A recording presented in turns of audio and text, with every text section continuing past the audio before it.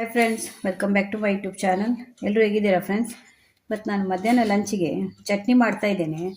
ಇದು ಯಾವ ಚಟ್ನಿ ನೋಡಿ, ಇದು ಸೋರೆಕಾಯಿ ಇದೆಯಲ್ಲ, ಅದರದ್ದು ಸಿಪ್ಪೆ ಇದು, ಅದರದ್ದು ಚಟ್ನಿ ಮಾಡ್ತಾ ಇದ್ದೇನೆ ನೋಡಿ. ಇದನ್ನೊಂದು ಸ್ವಲ್ಪ ನಾನು ಹುಣಸೆ ಹಣ್ಣು ಹಾಕಿ ಬೇಯಿಸಿ ಇಟ್ಕೊಂಡಿದ್ದೇನೆ. ಇದು ತುಂಬ ಚೆನ್ನಾಗಿರುತ್ತೆ. ಇದು ಯಾರಾದರೂ ಸೋರೆಕಾಯಿ ತಂದರೆ ನಿಮಗೆ ಗೊತ್ತಿಲ್ಲ ಅಂದರೆ ಈ ರೀತಿ ಸಿಪ್ಪೆಯಿಂದ ಕೂಡ ಚಟ್ನಿ ಮಾಡ್ಕೊಳ್ಬೋದು. ಸಿಪ್ಪೆಯನ್ನು ಬಿಸಾಡಬೇಡಿ. ನಾವು ಮಂಗಳೂರು ಸೌತೆ ಸಿಪ್ಪೆಯಿಂದ ಚಟ್ನಿ ಮಾಡ್ತೇವಲ್ಲ, ಹಾಗೆ ಇದು ಸೋರೆಕಾಯಿ ಸಿಪ್ಪೆಯಿಂದ ಇದು ಕೂಡ ಚೆನ್ನಾಗಿರುತ್ತೆ. ತುಂಬ ವಿಟಮಿನ್ಸ್ ಎಲ್ಲ ಇರುತ್ತೆ ಈ ಸಿಪ್ಪೆಯಲ್ಲಿ, ಅದರಿಂದ ಸಿಪ್ಪೆ ಬಿಸಾಡಬೇಡಿ. ಇದು ಸ್ವಲ್ಪ ಗಟ್ಟಿ ಇರುತ್ತೆ ಸೋರೆಕಾಯಿ ಸಿಪ್ಪೆ, ಇದು ದಪ್ಪ ಕೂಡ ಮತ್ತು ಗಟ್ಟಿ ಕೂಡ. ಅದರಿಂದ ಇದನ್ನು ಸ್ವಲ್ಪ ಬೇಯಿಸ್ಕೊಂಡಿದ್ದೇನೆ ನಾನು. ಹಾಗೂ ಫ್ರೈ ಮಾಡಿದರೆ ಅದು ಫ್ರೈ ಆಗಲ್ಲ, ಚೆನ್ನಾಗಿ ಬೇಯಲ್ಲ ಅದು. ಅದರಿಂದ ಒಂದು ಸ್ವಲ್ಪ ಹುಳಿ ಹಾಕಿ ಬೇಯಿಸ್ಕೊಂಡಿದ್ದೇನೆ, ಚೂರು ಹುಣಸೆ ಹುಳಿ ಹಾಕಿ ಬೇಯಿಸ್ಕೊಂಡಿದ್ದೇನೆ.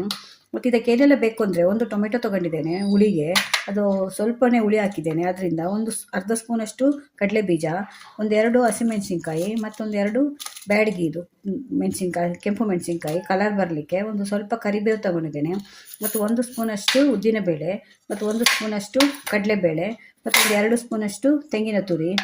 ಇದೆಲ್ಲ ಈ ಚಟ್ನಿ ಮಾಡಲಿಕ್ಕೆ ಬೇಕಾಗುತ್ತೆ. ಬನ್ನಿ ಇವಾಗ ಚಟ್ನಿ ಹೇಗೆ ಮಾಡೋದು ಅಂತ ತೋರಿಸ್ತೇನೆ. ನಾನು ಮೊದಲು ಒಂದು ಅರ್ಧ ಸ್ಪೂನಷ್ಟು ಎಣ್ಣೆ ಇಟ್ಟಿದ್ದೇನೆ. ಅದಕ್ಕೆ ಕಡಲೆಬೇಳೆ ಹಾಕ್ತಾ ಇದ್ದೇನೆ. ಒಂದು ಸ್ವಲ್ಪ ಫ್ರೈ ಆಗಬೇಕು. ಇದು ಕಡಲೆಬೇಳೆ ಒಂದು ಸ್ವಲ್ಪ ಕಲರ್ ಚೇಂಜ್ ಆಗುತ್ತೆ, ಆಗ ನಾವು ಉದ್ದಿನಬೇಳೆ ಹಾಕ್ಕೊಳ್ಬೇಕು. ಈ ರೀತಿ ಒಂದ್ಸಲ ಚಟ್ನಿ ಮಾಡಿ ನೋಡಿ. ನಿಮ್ಗೆ ಯಾರಿಗಾದ್ರು ಗೊತ್ತಿಲ್ಲ ಅಂದರೆ ಸೋರೆಕಾಯಿದು ಸಿಪ್ಪೆಯಲ್ಲಿ ಕೂಡ ಚಟ್ನಿ ಮಾಡ್ಬೋದು. ನಾವು ಬಿಸಾಡ್ತೇವಲ್ಲ, ಅದರ ಬದಲು ಈ ರೀತಿ ಚಟ್ನಿ ಮಾಡ್ಕೊಂಡು ತಿನ್ಬೋದು, ತುಂಬ ರುಚಿಯಾಗಿರುತ್ತೆ. ಒಂದ್ಸಲ ಟ್ರೈ ಮಾಡಿ. ಇವಾಗ ಉದ್ದಿನಬೇಳೆ ಕೂಡ ಹಾಕ್ತಾ ಇದ್ದೇನೆ.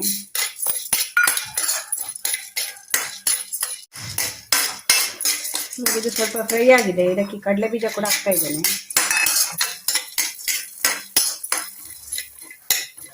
ಮತ್ತು ಇದು ಮೆಣಸಿನ್ಕಾಯಿ ಇಟ್ಕೊಂಡಿದ್ದೇನೆ. ಇದು ಖಾರಕ್ಕೆ ನೀವು ಖಾರ ನೋಡ್ಕೊಂಡು ಹಾಕಿ. ನೀವು ಖಾರ ಜಾಸ್ತಿ ತಿಂತೀರ ಅಂದರೆ ಇನ್ನೊಂದು 2 ಹಾಕ್ಕೊಳ್ಬೋದು.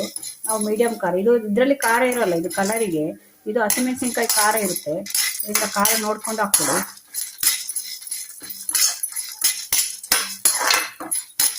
ತುಂಬ ಈಸಿಯಾಗಿ ಮಾಡ್ಕೊಳ್ಬೋದು. ನೀವು ಸೋರೆಕಾಯಿ ಏನಾದರೂ ಮನೆಗೆ ತಂದ್ರಿ ಅಂದರೆ ಅದರಲ್ಲಿ ಹುಳಿ ಮಾಡಿ ಇದರಲ್ಲಿ ಸಿಪ್ಪೆಯಲ್ಲಿ ನೀವು ಚಟ್ನಿ ಮಾಡ್ಕೊಳ್ಬೋದು. ಅಷ್ಟು ಚೆನ್ನಾಗಿರುತ್ತೆ. ಇದು ಒಂದ್ಸಲ ಟ್ರೈ ಮಾಡಿ ನೋಡಿ. ಇದಕ್ಕೊಂದು ಸ್ವಲ್ಪ ಕರಿಬೇವು ಕೂಡ ಹಾಕ್ತಾ ಇದ್ದೀನಿ. ಕರಿಬೇವು ಒಳ್ಳೇದಂತ, ಯಾಕೆಂದರೆ ಮಕ್ಕಳು ತಿನ್ನಲ್ಲ, ಒಗ್ಗರಣೆಗೆಲ್ಲ ಹಾಕಿದರೆ ತೆಗೆದು ಬಿಸಾಡ್ತಾರೆ. ಈ ರೀತಿ ಹಾಕಿದರೆ ನಾವು ತಿಂದು ಹೋಗುತ್ತಲ್ಲ, ಅದರಿಂದ ಒಂದು ಸ್ವಲ್ಪ ಕರಿಬೇವು ಹಾಕ್ತಿದ್ದೀನಿ. ಕರಿಬೇವು ಆಪ್ಷನಲ್, ನಿಮ್ಗೆ ಬೇಕಾದರೆ ಹಾಕ್ಕೊಳ್ಬೋದು. ನಾನು ಒಳ್ಳೇದಂತ ಹಾಕ್ತಾ ಇದ್ದೀನಿ. ಮತ್ತು ಇವಾಗ ಒಂದು ಟೊಮೆಟೊ ಕಟ್ ಮಾಡಿ ಇಟ್ಕೊಂಡಿದ್ದೇನೆ, ಅದನ್ನು ಕೂಡ ಹಾಕ್ತಾ ಇದ್ದೀನಿ. ನೀವು ಬೆಳ್ಳುಳ್ಳಿ ತಿನ್ನೋರಾದರೆ ಇದಕ್ಕೆ ಬೆಳ್ಳುಳ್ಳಿ ಹಾಕ್ಕೊಳ್ಬೋದು. ನಾವು ಬೆಳ್ಳುಳ್ಳಿ ಕಮ್ಮಿ ಯೂಸ್ ಮಾಡ್ತೇವೆ, ಅದರಿಂದ ನಾನು ಬೆಳ್ಳುಳ್ಳಿ ಹಾಕ್ತಾ ಇಲ್ಲ. ಇದಕ್ಕೆ ಒಂದು 7-8 ಎಸಳು ಬೆಳ್ಳುಳ್ಳಿ ಕೂಡ ಹಾಕ್ಕೊಳ್ಬೋದು, ಅದು ಕೂಡ ಚೆನ್ನಾಗಿರುತ್ತೆ ಬೆಳ್ಳುಳ್ಳಿ ಹಾಕಿದರೆ. ಅದು ಟೊಮೆಟೊ ಒಂದು ಸ್ವಲ್ಪ ಬಾಡಬೇಕು.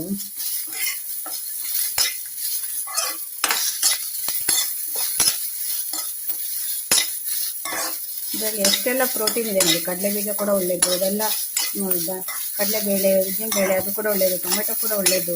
ಅದರಿಂದ ಈ ಸಿಪ್ಪೆಗಳಲ್ಲೆಲ್ಲ ತುಂಬ ವಿಟಮಿನ್ಸ್ ಇರುತ್ತೆ. ನಾವು ಸಿಪ್ಪೆಯನ್ನು ಬಿಸಾಡ್ತೇವೆ, ಅದು ಈ ರೀತಿ ಎಲ್ಲ ಮಾಡ್ಕೊಂಡು ತಿನ್ಬೋದು ಸಿಪ್ಪೆ ಎಲ್ಲ. ಇವಾಗ ನಾನು ಬೇಯಿಸಿ ಇಟ್ಕೊಂಡಿದ್ದೇನೆ ಸಿಪ್ಪೆ, ಇದನ್ನು ಕೂಡ ಹಾಕ್ತಾ ಇದ್ದೇನೆ. ಆಲ್ರೆಡಿ ನಾನು ಬೇಯಿಸಿದ್ದೇನೆ, ಅದರಲ್ಲಿ ಸ್ವಲ್ಪ ನೀರಿನ ಅಂಶ ಇರುತ್ತಲ್ಲ, ಅದು ಸ್ವಲ್ಪ ಹೋಗಲಿ ಅಂತ ಹಾಕ್ತಾ ಇದ್ದೇನೆ ನಾನು.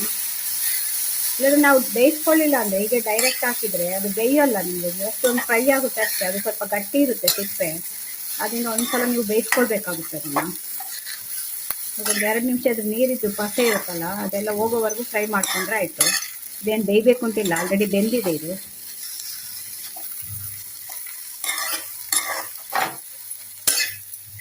ನೀವು ಒಂದು ಸೋರೆಕಾಯಿ ತಂದರೆ ಅದರ ಸಿಪ್ಪೆಯಲ್ಲಿ ಸುಮಾರು ಒಂದು 4ರಿಂದ 5 ಜನ ಊಟ ಮಾಡ್ಬೋದು, ಅಷ್ಟು ಆಗುತ್ತೆ ಅದರಲ್ಲಿ ಚಟ್ನಿ. ರುಚಿ ಕೂಡ ಚೆನ್ನಾಗಿರುತ್ತೆ, ಆರೋಗ್ಯಕ್ಕೂ ಕೂಡ ಒಳ್ಳೆಯದದು. ನೋಡಿ ಆಲ್ಮೋಸ್ಟ್ ಆಯಿತು, ಅದು ನೀರೆಲ್ಲ ಹೋಗಿದೆ, ಬಾಡಿದೆ ನೀರೆಲ್ಲ ಹೋಗಿದೆ. ತಣ್ಣಗಾದ್ಮೇಲೆ ತೆಂಗಿನಕಾಯಿ ಜೊತೆ ನಾವು ಮಿಕ್ಸಿಗೆ ಹಾಕ್ಕೊಳ್ಬೇಕು.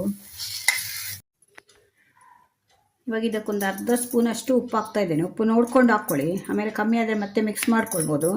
ಇವಾಗ ಇದನ್ನು ರುಬ್ಕೊಳ್ಬೇಕು ನೋಡಿ. ಈ ರೀತಿ ರುಬ್ಕೊಳ್ಬೇಕು, ತುಂಬ ನೈಸಾಗಿ ಕೂಡ ರುಬ್ಕೊಳ್ಬಾರ್ದು, ಒಂದು ಸ್ವಲ್ಪ ತರಿಯಾಗಿ ಇರಬೇಕು. ಇವಾಗ ಇದನ್ನು ಮಿಕ್ಸ್ ಮಾಡ್ಕೊಳ್ತೇನೆ ಒಂದು ಕಪ್ಪಿಗೆ. ಮತ್ತು ಇದಕ್ಕೊಂದು ಒಗ್ಗರಣೆ ಕೊಡಬೇಕು.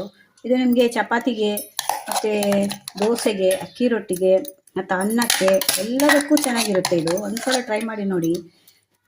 ಯಾಕೆಂದರೆ ನಾವು ಸಿಪ್ಪೆಯನ್ನು ಬಿಸಾಡ್ತೇವಲ್ಲ ತೆಗೆದು, ಸಿಪ್ಪೆ ಸಮೇತ ನಾವೇನು ಹುಳಿಗೆ ಹಾಕೋಲ್ಲ, ಸಿಪ್ಪೆ ತೆಗಿತೇವೆ ನಾವು. ಅದರಿಂದ ಸಿಪ್ಪೆಯಲ್ಲಿ ಒಂದ್ಸಲ ಈ ರೀತಿ ಚಟ್ನಿ ಮಾಡ್ಕೊಂಡು ನೋಡಿ, ತುಂಬ ರುಚಿಯಾಗಿರುತ್ತೆ ಇದು. ಇವಾಗ ಇದಕ್ಕೊಂದು ಒಗ್ಗರಣೆ ಮಾಡಬೇಕು. ಇವಾಗ ಈ ಸೋರೆಕಾಯಿ ಚಟ್ನಿಗೆ ಒಂದು ಒಗ್ಗರಣೆ ಹಾಕಬೇಕು ನೋಡಿ. ಒಗ್ಗರಣೆಗೆ ನಾನು 1-1.5 ಸ್ಪೂನಷ್ಟು ತೆಂಗಿನಕಾಯಿ ಎಣ್ಣೆ ಇಟ್ಟಿದ್ದೇನೆ. ನಾವು ಹೆಚ್ಚಾಗಿ ತೆಂಗಿನಕಾಯಿ ಎಣ್ಣೆ ಯೂಸ್ ಮಾಡ್ತೇವೆ, ಅದರಿಂದ ಅದರಲ್ಲೇ ಒಗ್ಗರಣೆ ಹಾಕ್ತಾ ಇದ್ದೀನಿ. ನೀವು ನಿಮ್ಮ ಮನೆಯಲ್ಲಿರುವಂಥ ಎಣ್ಣೆಯಲ್ಲಿ ಹಾಕ್ಕೊಳ್ಬೋದು. 1 ಸ್ಪೂನು ಸಾಸಿವೆ, ಒಂದು ಅರ್ಧ ಸ್ಪೂನಷ್ಟು ಜೀರಿಗೆ ಕೂಡ ನಿಮಗೆ ಬೇಕಾದ್ರೆ ಮಾತ್ರ ಹಾಕ್ಕೊಳ್ಬೋದು. ನಾನು ಹೆಚ್ಚಾಗಿ ಎಲ್ಲದಕ್ಕೂ ಜೀರಿಗೆ ಹಾಕ್ತೇನೆ. ಒಂದು ಅರ್ಧ ಸ್ಪೂನಷ್ಟು ಉದ್ದಿನಬೇಳೆ, ಮತ್ತೊಂದು ಸ್ವಲ್ಪ ಕರಿಬೇವು. ಇವಾಗ ಬೇಕಾದ್ರೆ ನೀವು ಬೆಳ್ಳುಳ್ಳಿ ಕೂಡ ಹಾಕ್ಕೊಳ್ಬೋದು ಒಗ್ಗರಣೆ ಹಾಕುವಾಗ, ಇಲ್ಲಾಂದರೆ ಅದು ಫ್ರೈ ಮಾಡ್ತೀರಲ್ಲ ಆವಾಗ ಕೂಡ ಹಾಕ್ಕೊಳ್ಬೋದು. ಅದು ಫ್ರೈ ಮಾಡುವಾಗ ಹಾಕ್ಕೊಂಡ್ರೆ ನೀವು ರುಬ್ಕೊಳ್ಳುವಾಗ ಚಟ್ನಿಯಲ್ಲಿ ರುಬ್ಕೊಳ್ಬೋದು. ಇದು ಹೀಗೆ ಹಾಕ್ಕೊಂಡ್ರೆ ನಿಮಗೆ ಒಗ್ಗರಣೆಗೆ ಆಗುತ್ತೆ. ಬೆಳ್ಳುಳ್ಳಿ ಯಾವ ರೀತಿ ಆದರೂ ಯೂಸ್ ಮಾಡ್ಕೊಳ್ಬೋದು. ನೀವು ಬೆಳ್ಳುಳ್ಳಿ ತಿನ್ನೋರಿಗೆ ಹೇಳ್ತಾ ಇದ್ದೀನಿ, ನಾವು ಬೆಳ್ಳುಳ್ಳಿ ಕಡಿಮೆ ತಿಂತೇವೆ, ಅದರಿಂದ ನನ್ನ ಅಡುಗೆಯಲ್ಲಿ ಬೆಳ್ಳುಳ್ಳಿ ಕಡಿಮೆ ಇರುತ್ತೆ. ಈಗ ಒಗ್ಗರಣೆ ಆದಮೇಲೆ ಅದಕ್ಕೆ ಹಾಕಬೇಕು ನೋಡಿ. ಈಗ ಒಗ್ಗರಣೆ ಆಯಿತು. ಕೆಲವರು ಒಗ್ಗರಣೆ ಹಾಕಲ್ಲ, ಹಾಗೆ ಕೂಡ ತಿನ್ಬೋದು. ಆದರೆ ಒಗ್ಗರಣೆ ಹಾಕಿದರೆ ಒಂದು ಫ್ಲೇವರ್ ಚೆನ್ನಾಗಿರುತ್ತೆ, ನಿಮಗೆ ರುಚಿ ಕೂಡ ಚೆನ್ನಾಗಿರುತ್ತೆ.